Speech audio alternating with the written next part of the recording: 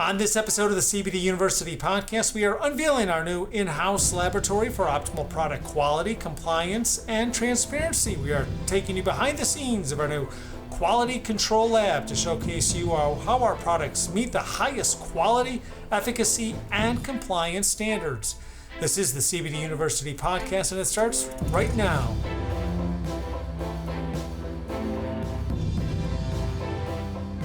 I'm Joe Augustinelli, host of the CBD University podcast. If you are a returning listener, I welcome you once again back to our podcast.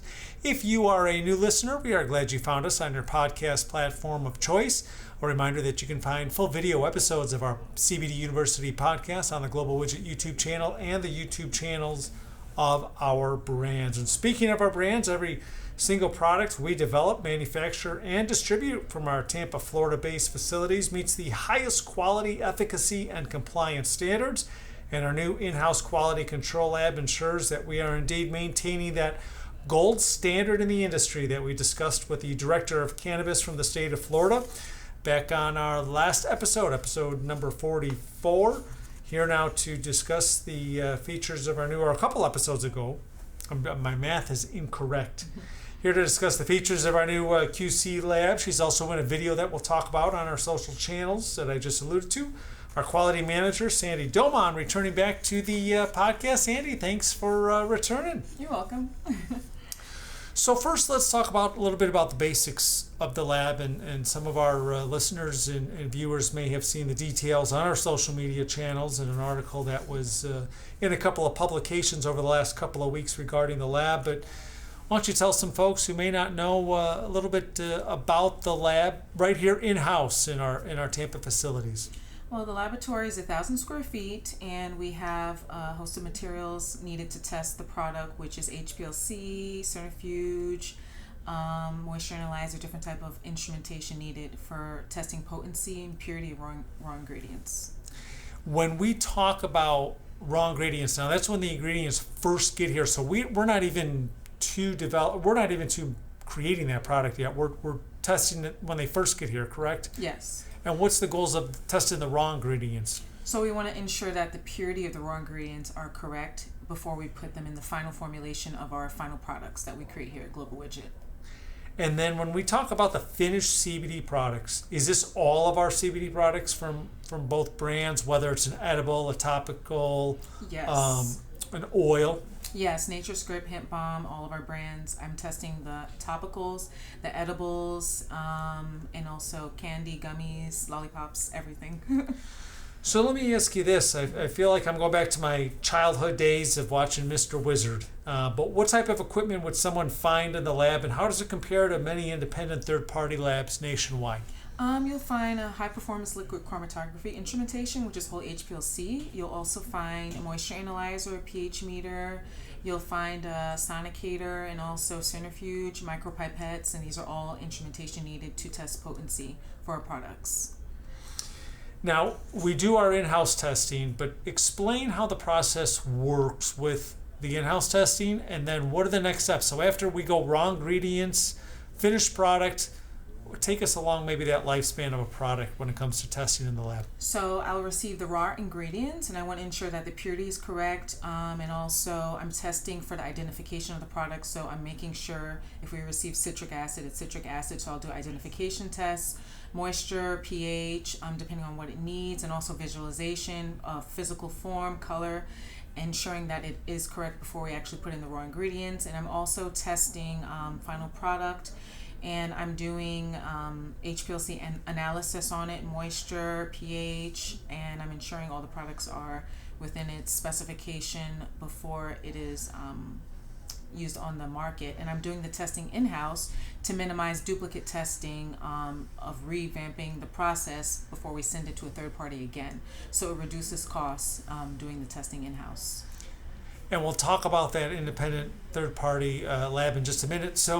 But first, the way I understand it, so before we even send the product out to that independent third-party lab, we are already knowing what to expect in those lab results that we're going to get back, correct? Yes. So we're ensuring that the potency is correct before we actually send it out to minimize duplicating the process and making the final product over again to send out to a third party.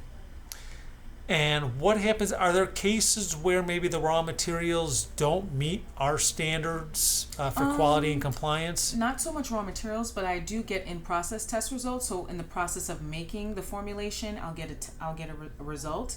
It might not pass, but then we'll revamp the process, and then I'll get another in-process, ensuring that it passes. So when I get the final product, it's very, very sure that it will pass before we send that out to a third party.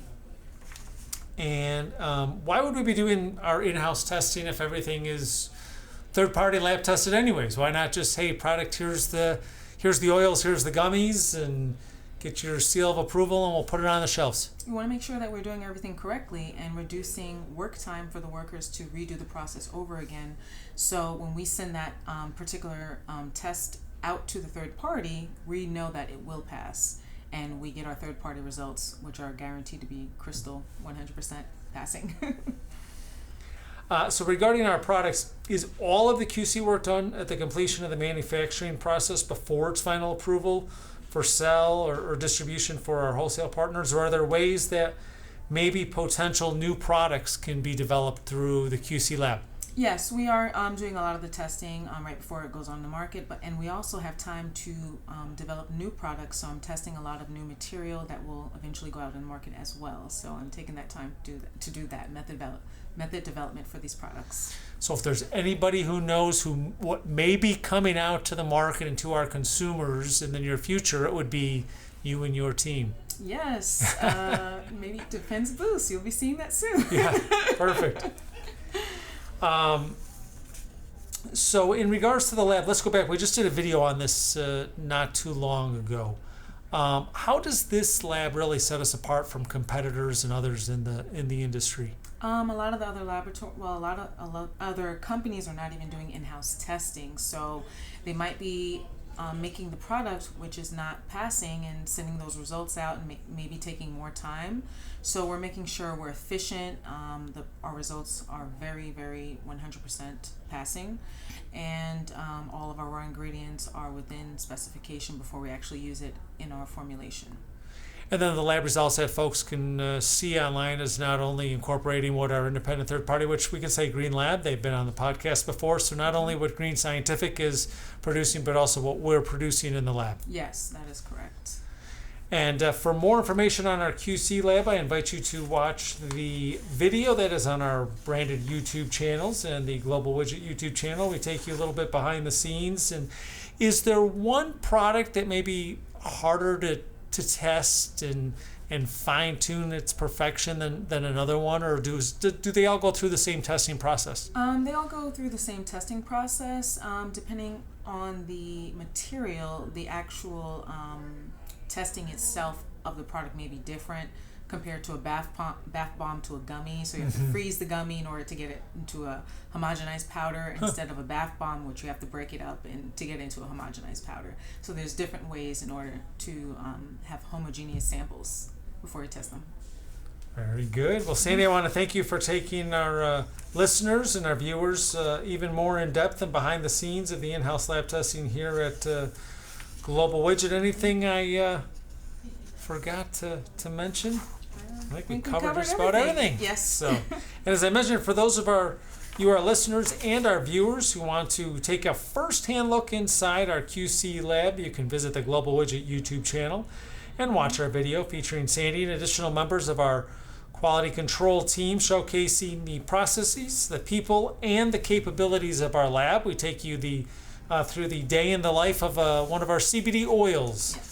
So you can see how that is done. Sandy, once again, thank you for taking time out of your schedule to join me for this episode of the CBD University podcast. You're very welcome. Thank you. And I thank you for tuning into this episode of the CBD University podcast. A reminder that if you have not yet done so, you can go ahead and hit that subscribe button wherever you get your podcasts. And don't forget, you can watch full video episodes of the CBD University podcast on the Global Widget YouTube channel and the YouTube channels of our brands. No matter where you subscribe, you'll get notifications when new episodes are published each week. I'm Joe Augustinelli, the host of the CBD University podcast. Thanks for tuning in. These statements have not been evaluated by the Food and Drug Administration. The CBD products are not intended to treat, cure, or prevent any disease or condition. Always consult your personal physician about CBD and using CBD products. CBD should never be used by anyone under the age of 18. This content is not intended to provide legal advice regarding the legal status of CBD and CBD products.